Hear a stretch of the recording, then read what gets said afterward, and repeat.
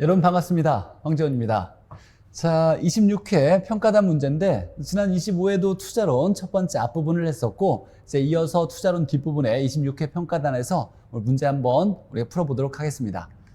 자, 첫 번째, 주택 구입 자금을 마련하기 위해서 3년 동안 매년 연말에 1,000만 원씩 적금에 가입하였다. 자, 적금을 복리로 우리 화폐의 시장 가치를 계산할 때는 언제나 복리죠. 이자가 붙는 계산법은 복리였고 연 10%라면 그러면 퍼센트를 떼면 R은 0.1이라는 얘기네요. 적용했을 때 이 연금의 적금의 미래가치 합이 얼마냐라고 물어본 거네요. 자, 그러면 3년 동안 연금을 넣었을 테니까 연금의 문제가 나오면 이렇게 수직선을 연금의 연수만큼 그리죠. 3년이면 3칸을 그리는 거예요. 1칸, 2칸, 3칸. 그리고 시간을 정해 놓으면 여기는 현재가 될 거고 얘는 1년 말, 그리고 여기는 2년 말, 여기는 3년 말 이렇게 시간을 정해 놓고 자, 돈을 1,000만 원씩 넣었는데 연말에 넣었대요. 그럼 현재는 넣지 않은 거고 1년 말에 1,000만 원 넣었고 2년 말에도 1,000만 원 넣었고 3년 만에도 1,000만 원을 넣었다는 얘기예요. 자, 이 돈을 모두 3년 후에 미래 가치로 바꾸면 얼마냐? 이 3년 말에 이때의 화폐의 시장 가치로 바꾸면 총 얼마가 되겠냐? 그냥 우리가 화폐의 시장 가치를 고려하지 않으면 다 합치면 그냥 3,000만 원이겠죠. 근데 미래로 보내는 거니까 이자가 붙어서 금액이 더 커질 거예요. 총합은 3,000만 원보다 큰 값이 될 건데 자, 그럼 이제 바꿔보죠. 이 3년 말에 있는 1,000만 원은 똑같은 시간 가치니까 그대로 1,000만 원의 가치가 있을 거고 2년 말에 있는 이 1,000만 원은 3년 말로 보내주려면 1년 뒤로 보내줘야 되겠죠. 그럼 1년 할증을 해줘야 될 거예요. 그러면 곱하기 1 플러스 R에 N승을 해줄 건데 자, 곱하기 R이 0.1이니까 1 플러스 R은 1.1일 거고 1년 뒤로 이렇게 보내줘야 되니까 1승을 곱해주면 되겠네요. 그러면 1,100만 원이 될 거고 자, 1년 말에 있는 1,000만 원은 3년 말로 보내주려면 2년 이렇게 할증을 해줘야 될 거예요. 그러면 1 플러스 R인 1.1에 2승을 곱해줘야 되겠네요. 2년 뒤로 보내줘야 되니까. 그럼 1.1을 2번 곱하면 1,210원 이렇게 돼서 이걸 모두 더하면 연금의 내가, 적금의 미래가치 3,310만 원 이렇게 되겠네요. 그래서 연금의 적금의 미래가치는 3,310만 원이고 만약에 이 문제를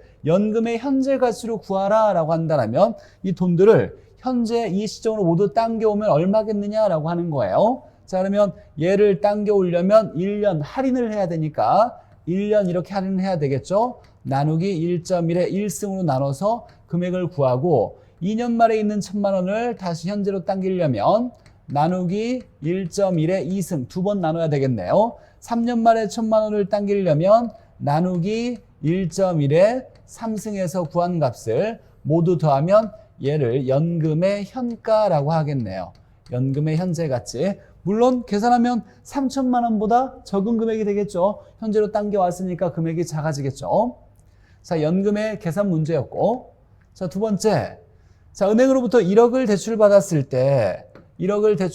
때 대출금으로부터 매기 지불해야 될 원리금을 대출액으로부터 원리금을 계산하려고 할 때 어떤 자본환원 계수가 사용되냐? 물론 조건은 단 원리금 균등 상환 방식이다 라고 조건이 걸쳐져야 돼요. 원리금 균등 상환 방식에서 라고 얘기하는 건데 자, 대출금으로부터 원리금을 계산하려고 할 때는 뭐가 사용되냐면 저당상수죠.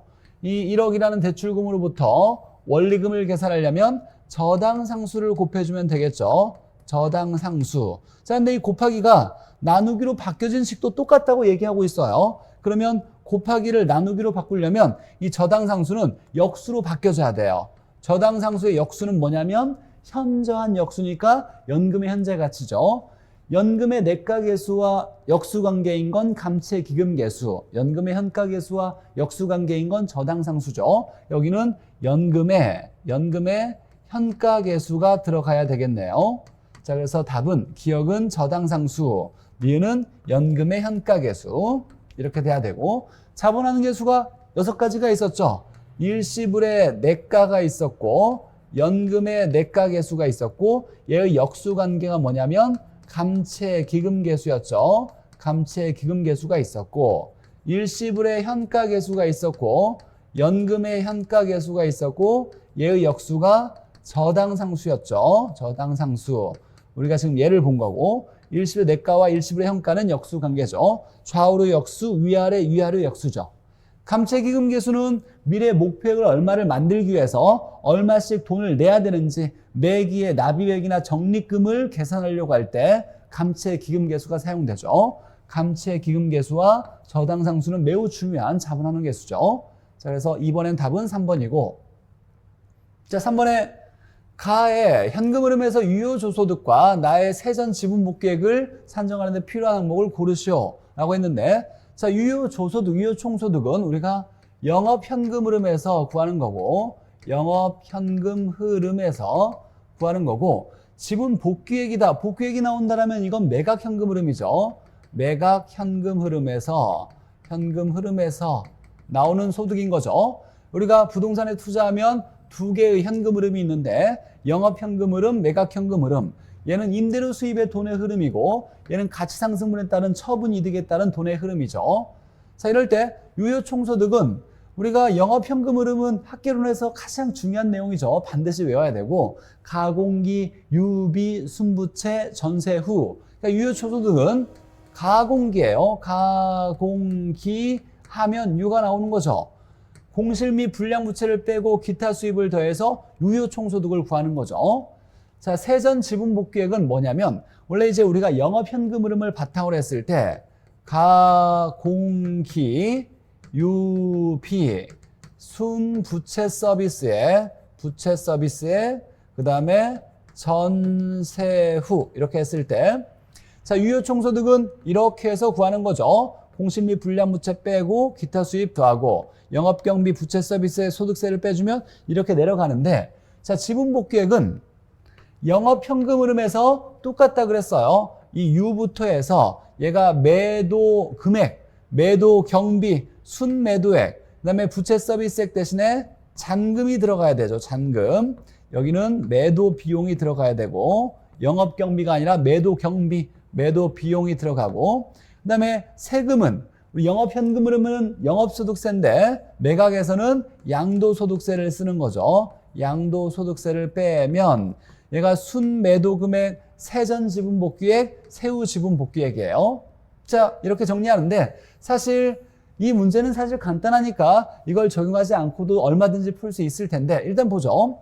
매도, 잔금, 양도소득세는 얘는 이건 매각현금 흐름에서 나오는 얘기고 그 다음에 임대료 수입, 기타 수입, 재산세는 얘는 영업현금 흐름에서 나오는 얘기죠. 자, 근데 유효총소득을 구하는 데 있어서는 임대료 수입에다가 임대 호수를 곱해야 가능조소득에다가 여기에 공실 및 불량부채 기타 수입을 더하면 유가 나오죠. 재산세는 영업경비에 포함되는데 영업경비는 뭘 구할 때 쓰냐면 순소득을 구할 때 쓰는 거죠. 자, 유에서 영업경비를 빼줘야 순이 나오니까 영업경비는 순소득을 구할 때 쓰는 거죠. 그러니까 유효총소득을 구할 때는 재산세가 포함되지 않는 거고 그래서 기억 디귿이 들어가야 되고 기억 디귿. 자, 그 다음에 세전지분복귀액은 이렇게 매각현금 흐름과 관련된 게 나왔는데 양도소득세가 쓴다는 건 얘를 필요로 한다는 건 세후지분복귀액을 구할 때 얘가 쓰이는 거죠. 세전에서 양도소득세를 빼야 세후지분복귀액이 되니까 근데 세전이니까 양도소득세가 필요하지 않으니까 자, 얘하고 얘가 들어가겠네요. 그러면 얘를 구하려면 매도 금액에서 매도 경비, 매도 비용을 빼면 순매도 금액 여기에 잔금을 빼면 세전 지분 복귀액 이렇게 나오니까 얘와 얘가 들어가겠네요. 자, 그래서 가에서는 기억 디귿, 나에서는 리을이 필요하죠. 이 문제를 풀 때는 언제나 세금이 기준인 거예요. 자, 재산세는 순소득을 구할 때 필요한 거예요. 그러니까 유효총소득을 구할 때는 재산세가 필요하지 않다. 양도소득세는 언제? 세후 지분복귀액을 구할 때 얘가 필요한 거죠. 그러니까 세전을 구하니까 얘가 필요하지 않는 거예요. 그래서 이런 문제가 나오면 언제나 세금을 기준으로 잡아서 이 세금이 필요하냐 필요하지 않느냐가 문제를 풀어내는데 키워드가 될 거예요. 그렇게 연습을 하시면서 문제를 풀어보시길 바라고. 자, 네 번째, 현금 흐름에 대한 설명으로 틀린 거. 투자에 따른 현금 흐름은 영업 현금 흐름과 임대료 수입에 따른 돈의 흐름과 매각 현금 흐름, 우리가 처분 이득에 대한 돈의 흐름으로 나누어 예상할 수 있다. 맞고. 자, 부동산 투자에서 이자와 감가상각은 비용만큼 절세 효과를 얻을 수 있다. 맞죠? 우리가 소득세를 계산할 때 순이감세율이었어요. 순이감세율이니까 순소득에다가 세율을 바로 곱하는 게 아니라 이자와 감가상각을 빼고 곱해주니까 소득세가 줄어든 효과가 있을 거예요. 이자와 감가상각만큼 이게 공제가 되니까, 면제가 되니까 소득세 산정 시 세금이 줄어드는 절세 효과를 얻을 수 있고, 자, 가능 총소득은 말 그대로 가능한 총소득이에요. 이론상 가능한 총소득.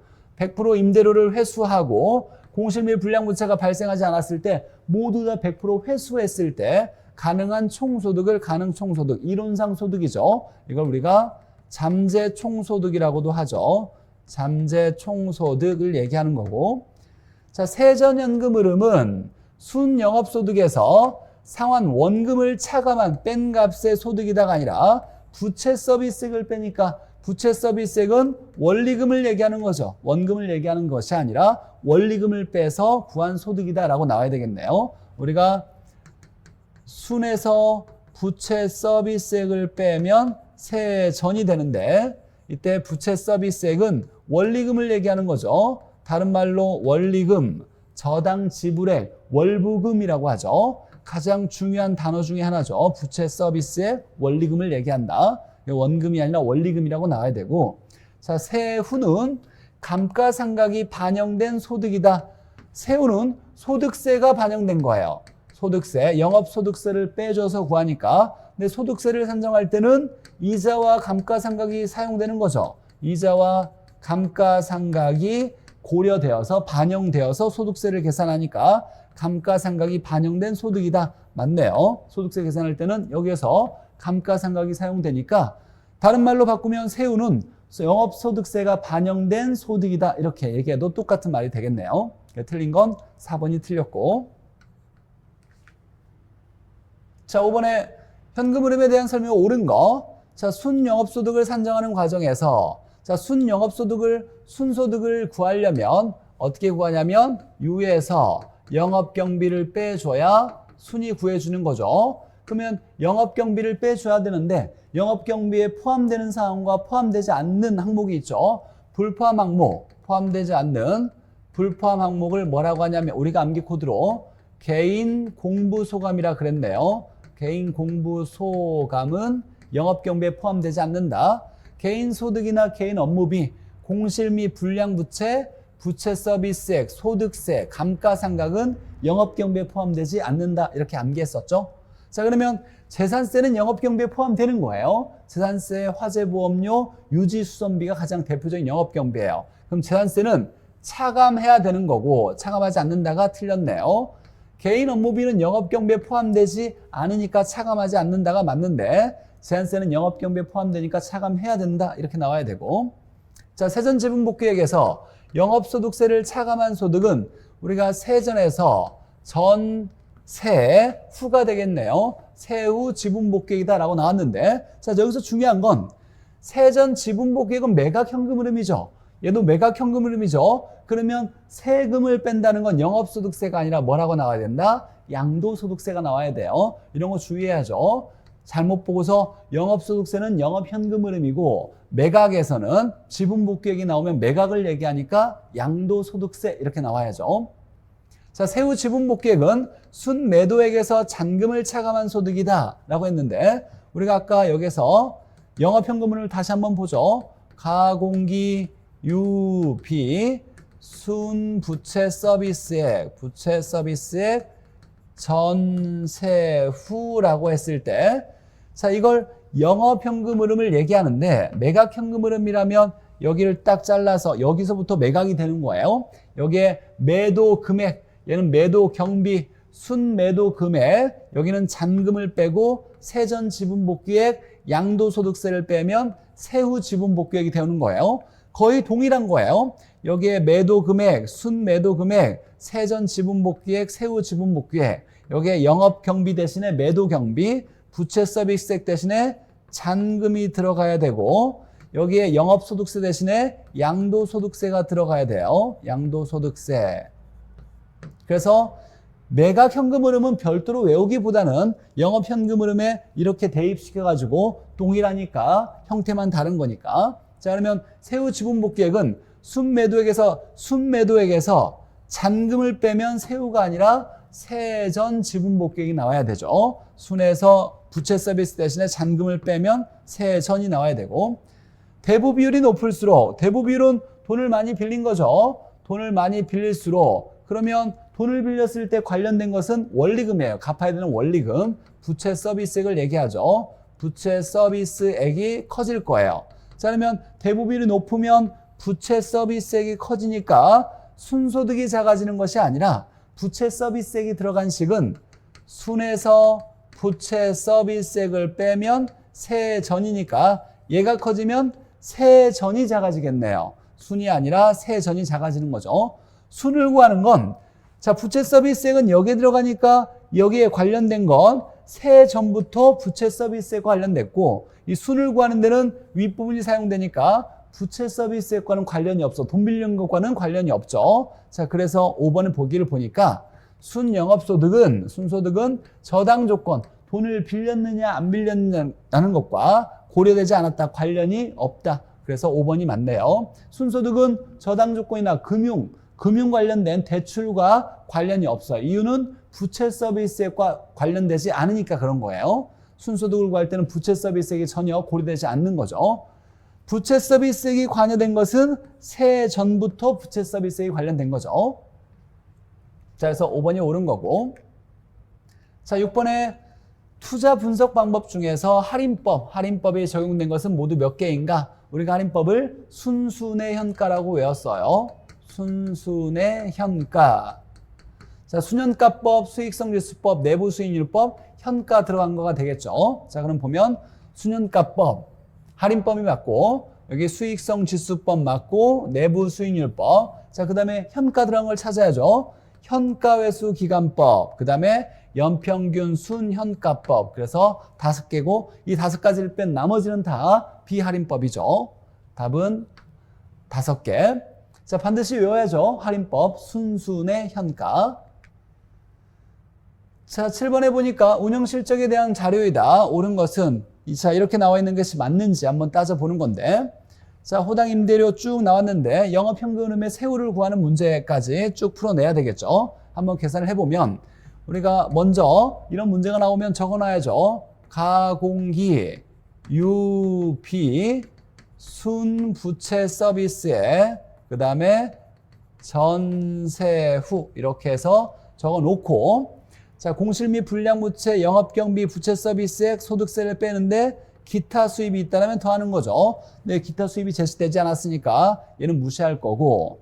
자, 그러면 구해보죠. 가능 총소득은 이론상 벌 수 있는 소득인데 공 6개를 빼고 임대호수가 40개 호당 6원씩 번다고 한다면 이걸 곱하면 이론상 벌 수 있는 건 240원이고 공실률이 10%니까 240원의 10%는 24죠. 여기에 10%를 빼주면 216원이 될 거고, 자, 여기에 영업경비, 운영비용, 영업경비, 비용이 경비예요. 자, 공여숙 되면 16원을 빼주면 수는 200원이 될 거고, 여기 이제 부채 서비스액인데 이 부채 서비스액은 원리금을 얘기하죠. 원리금 저당 지불의 월부금이라고 얘기하는데 원금과 이자가 따로 나왔네요. 그럼 얘를 더해야 원리금이 되겠죠. 이 더한 값을 부채 서비스액이라고 하는 거예요.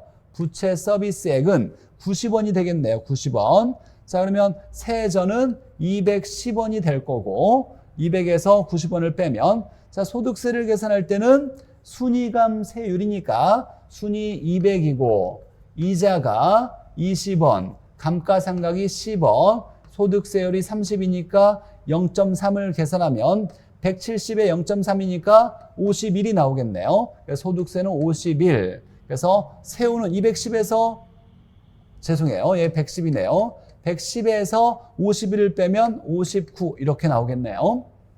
자, 그래서 여기 옳은 것은 유효총소득은 216이 나와야 되고 순영업소득은 200이 나와야 되고 세전은 110이 나와야 되고 그다음에 소득세는 51이 맞고 세후는 59가 이렇게 나와야 되겠죠. 그래서 옳은 건 4번 영업소득세 되겠네요.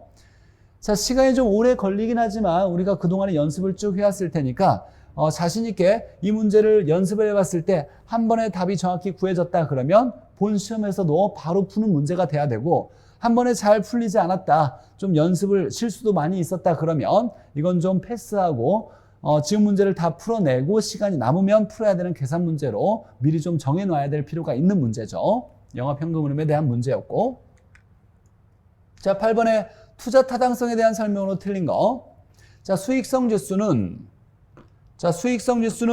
유입이 위에 있고 출이 아래에 있죠. 입이 위에 있고 아래로 내려오니까 유입의 현가를 유출의 현가로 나눈 값이죠. 수익성 지수는 유입 합계의 현재 가치를, 즉 유입의 현가를 유출의 현재 가치로 나눈 값이다. 유출의 현재 가치로 나눈 값이다. 맞죠? 다르게 얘기하면 유출 현재 가치에 대한 유입 현재 가치의 비율값이라고도 얘기할 수 있는 거고, 자 수년제 가치는, 수년가는 유입의 현가에서 유출의 현가를 뺀 값인데 위험에 따른 투자자의 태도에 따라니까, 자 이건 뭐냐면 보수적 투자자냐 공격적 투자자에 따라서 투자자의 태도에 따라 다른 결과를 얻을 수 있다. 무슨 얘기냐면 수년가를 구하기 위한 할인율을 뭘 쓰냐면 할인율을 요구 수익률을 사용하죠.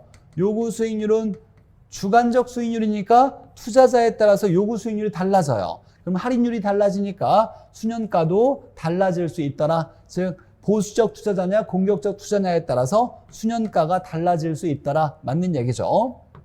자 내부 수익률은 유입의 현가와 유출의 현가를 같게 만드는 할인율이자 자체 수익률인데, 같게 만든다. 유입과 유출을 같게 만들면 수익성 지수는 1이죠. 또는 이때 수년가는 0으로 만드는 할인율이다 라고 얘기할 수 있겠네요. 맞는 얘기고, 자 같게 만드니까 유입과 유출을 같게 만드니까 수익성 지수는 1, 수년가는 0으로 만드는 수익률이자 할인율. 이때 보니까 내부 수익률은 할인율이다 이렇게 나왔어요. 내부 수익률은 할인율이 자체 내부 수익률이 할인율이 된다라는 거.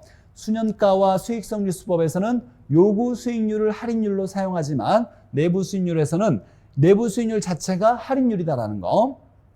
자, 내부 수익률은 기대 수익률의 일종이에요. 그래서 기대 수익률인 내부 수익률이 요구 수익률보다 크거나 같으면, 자, 요구보다 크거나 같아야, 기대가 크거나 같아야 투자를 선택하죠. 같다면 투자를 채택한다. 맞죠? 내부 수익률은 기대 수익률의 일종이다라는 거.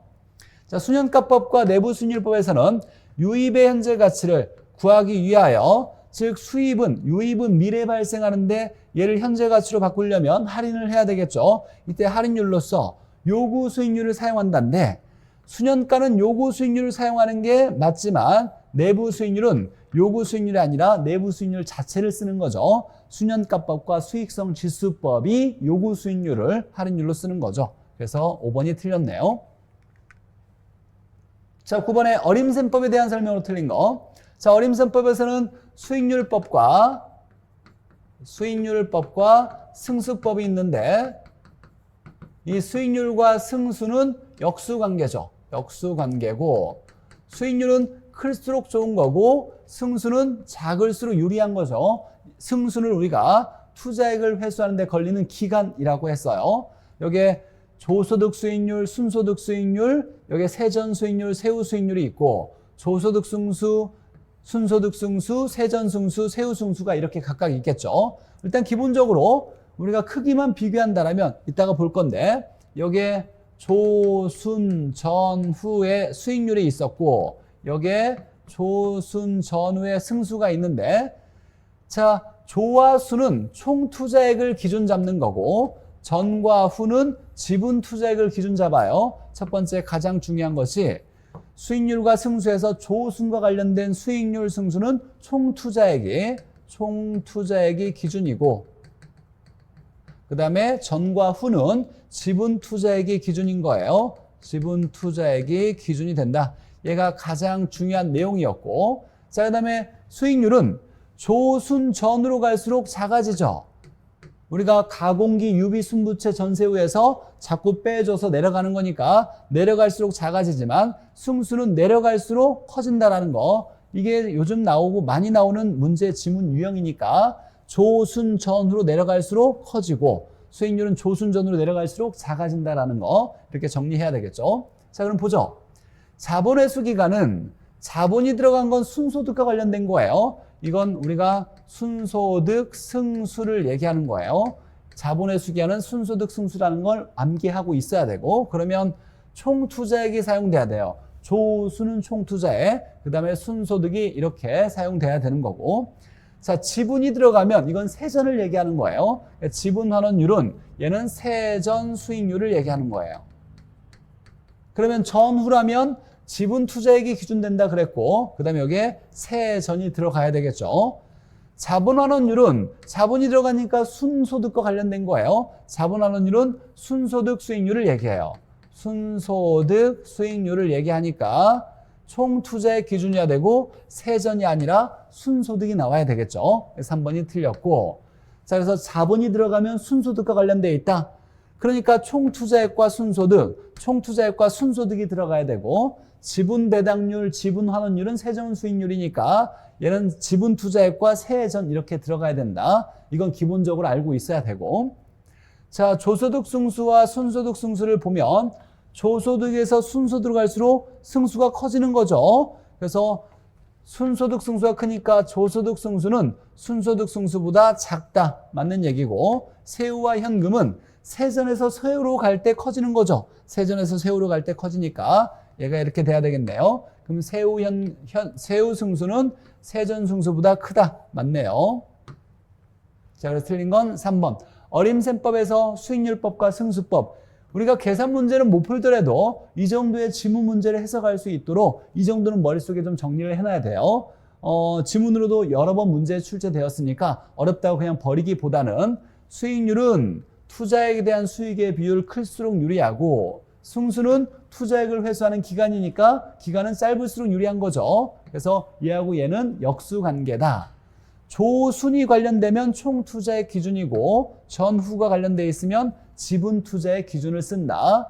자, 수익률은 조순전으로 갈수록 작아지고 승수는 조순전으로 갈수록 커진다. 여기까지 정리해 놓고 자본이 들어간 건 순소득에 대한 얘기니까 총 투자액 순소득이 들어가야 되고 지분이 들어간 건 세전 수익률이 세전과 관련된 거니까 지분 투자액 세전이 들어가야 된다. 이렇게 정리하면 최소 내용을 우리가 기본 문제는 무조건 맞출 수 있는 내용 여기까지예요. 여기까지 좀 정리할 수 있도록 노력하시길 바라고 자, 10번의 비율 분석에 대한 설명으로 옳은 거 보죠. 자, 부채 비율이 1이면 부채 비율은 내 돈분의 남의 돈 같은 말이 없다 그랬어요. 대부 비율이 50이다. 자, 대부 비율이 50이라는 얘기는 총 투자액 중에 빌린 돈이 50원이라는 얘기예요. 자, 50%라는 건 100원 중에 50원을 빌렸다. 여기는 총 투자액 중에서